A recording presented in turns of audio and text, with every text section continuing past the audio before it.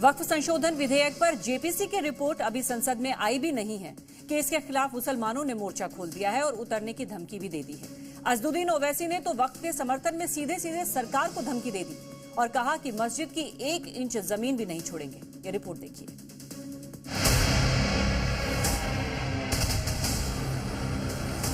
I will not lose an inch of my masjid. Forget about a masjid.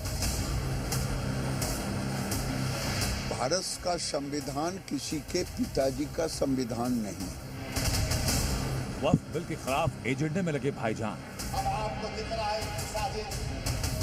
क्या वक्फ bill पर बवाल कराएंगे Owaisi? We will no more say and come and give a diplomatic talk. लोकतंत्र के सबसे बड़े मंदिर से AIMIM चीफ असदुद्दीन ओवैसी के वक्फ की जमीन को लेकर किए चैलेंज पर सियासी घमासान है। सबसे पहले ओवैसी का वो 1 इंच वाला बयान सुनिए। I am cautioning and warning this government. If you bring and make a waqf law in the present form, which will be violation of Article 25, 26 and 14, it will lead to social instability in this country. It has been rejected by the entire Muslim community. No waqf property will be left. I will not lose an inch of my masjid. Forget about a masjid. I will not lose an inch of my dargah. I will not allow that. Waqf bill पर ओवैसी केंद्र सरकार को घेर रहे हैं ताकि मुसलमानों से उनकी दरगाहों को छीन लिया जाए, लेकिन अंदाज बेहद तल्ख और साफ। खानों को छीन लिया जाए।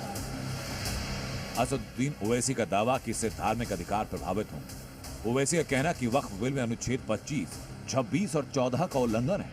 इससे वक्फ की संपत्तियां खतरे में पड़ेंगी और चेतावनी ये कि बीजेपी देश को 80 के दशक में ले जाना चाहती है और किसी भी कीमत पर मस्जिद की 1 इंच जमीन वो नहीं छोड़ेंगे।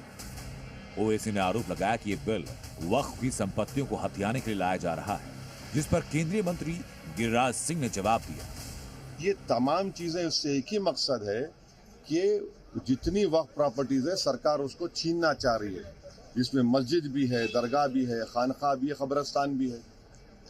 अब ये अमेंडमेंट जो इन्होंने अपनी स्ट्रेंथ पर पास करवा लिया, इस फाइनल रिपोर्ट में आप देखिए क्या कहते हैं, वक्फ यूजर में अगर वो डिस्प्यूटेड प्रॉपर्टी होगी या गवर्नमेंट प्रॉपर्टी होगी तो वक्फ यूजर नहीं होगा। भारत का संविधान किसी के पिताजी का संविधान नहीं है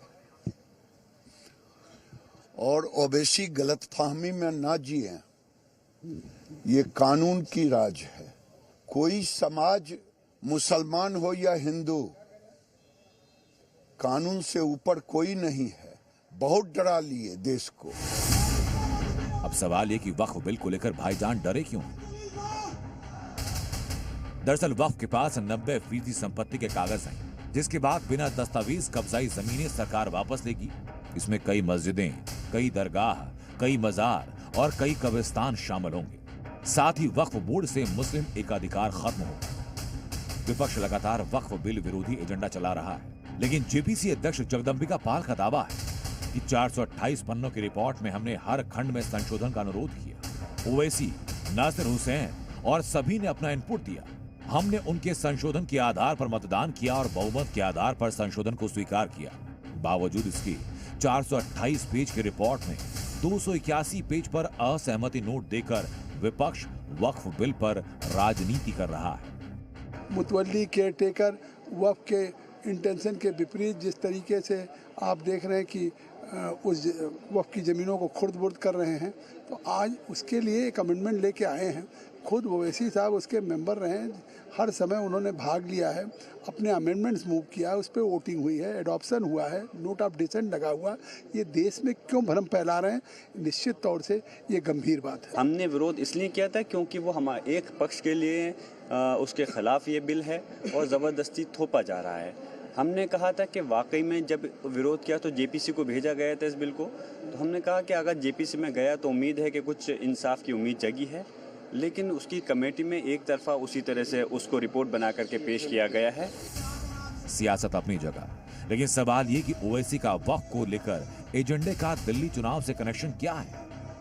दरअसल ओवैसी की पार्टी दिल्ली के मुस्तफाबाद और ओखला से चुनावी मैदान में है। मुस्तफाबाद सीट पर 50% मुस्लिम वोटर है, ओखला में 60% मुस्लिम मतदाता हैं। तो क्या माना जाए कि मुसलमानों के बीच वक्फ बिल का विरोध कर ओवैसी कोई बड़ा संदेश देना चाहते हैं? और इस दांव से दिल्ली के चुनाव में जीत का प्लान बनाना चाहते हैं।